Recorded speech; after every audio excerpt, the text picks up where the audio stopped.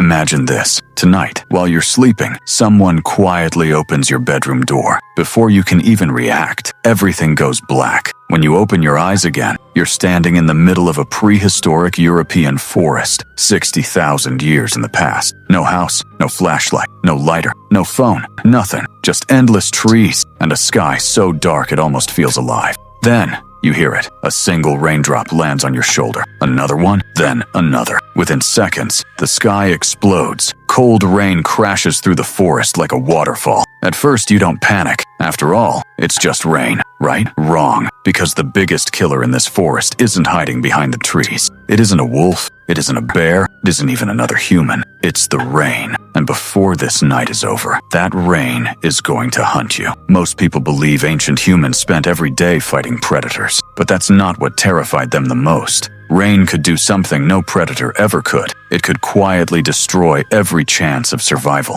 without making a sound. The moment your clothes become soaked, your body begins losing heat fast, much faster than most people realize. Every drop of water steals a little more warmth from your skin. The wind joins in, and suddenly, your body is fighting a battle it was never meant to lose. You don't feel it immediately. That's what makes it so dangerous. First, your fingers become stiff. Then your hands refuse to cooperate. Soon, even simple decisions become difficult. Your brain begins slowing down. And by the time you realize something is terribly wrong, it may already be too late. Modern science has a name for this, hypothermia. But 60,000 years ago, there were no doctors, no hospitals, and absolutely no second chances. Here's the terrifying part. You don't need snow. You don't even need freezing temperatures. Just cold rain, wet skin, and a little wind. That's enough to kill a healthy human. Now, imagine surviving like this, not for one night, but for your entire life. This wasn't a nightmare. This was reality. Every child born into prehistoric Europe learned one lesson before almost anything else. Stay warm or die. That's why ancient humans didn't think about comfort. They thought about survival. Every single decision, where to walk, where to sleep, when to stop, was controlled by one question. Will this keep us alive until sunrise? And that's exactly why they developed one survival skill. So important that without it, human history might have ended thousands of years before civilization ever began. A skill so valuable, entire groups would risk their lives just to protect it. And surprisingly, it wasn't hunting. It wasn't making weapons. It was something far more ordinary, yet infinitely more important. Fire. But keeping a fire alive in endless rain was almost impossible. Or at least, that's what most people think. Imagine watching the last glowing ember fade into darkness. For us, that would be annoying. We'd simply grab a lighter, maybe strike a match, or press the ignition on a stove. But 60,000 years ago, that tiny glowing ember wasn't just a source of heat. It was life itself. The moment it died, the countdown to death began. Because starting a brand new fire wasn't something ancient humans could do whenever they wanted. Sometimes it took hours, sometimes an entire day. And if everything around them was soaked from days of relentless rain, it could become nearly impossible. That is why prehistoric people followed one rule above all others. Never let the fire die. Fire wasn't an object, it was infrastructure. Just like electricity powers our cities today, fire powered their entire world. Without it, there was no warmth, no cooked food, no protection from predators, no dry clothing, no safe place for children to sleep. One dying ember could decide whether an entire family lived or disappeared forever. That's why every tribe had people whose most important responsibility wasn't hunting. It wasn't making weapons. It was protecting the fire, day and night. Someone always watched it, even during violent storms, even during long migrations. But here's the question. How do you carry fire without carrying flames? The answer sounds almost unbelievable. Instead of transporting burning wood, they carried living embers. These glowing coals were carefully wrapped inside slow-burning materials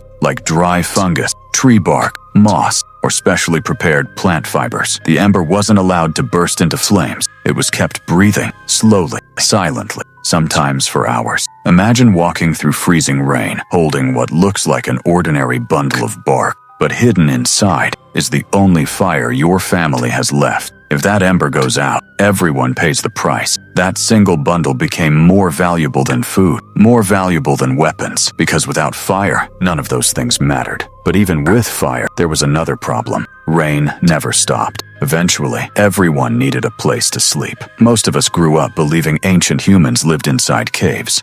It sounds logical. Dry walls, natural shelter, easy survival. Except that's mostly a myth. Archaeologists have discovered that many prehistoric groups spent much of their lives in shelters they built themselves because caves weren't everywhere. And even when they existed, they were often already occupied, sometimes by bears. So humans became engineers. They cut strong branches, bent flexible saplings into frames, covered them with overlapping layers of leaves, bark, grass, and animal hides. But the smartest detail wasn't the materials, it was the shape. Instead of flat roofs that trapped water, they built steep, sloping roofs. Every drop of rain slid away before it could soak the shelter. Simple, but brilliant. Then came one of humanity's greatest inventions, animal hide technology. Killing an animal didn't just provide meat, its skin became the difference between life and death. Fresh hides absorbed water.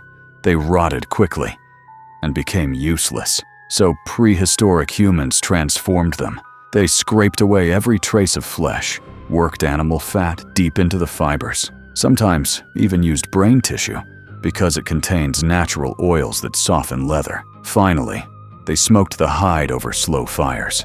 The smoke protected it from moisture, slowed decay, and made it far more durable. What emerged wasn't just leather. It was prehistoric waterproof technology.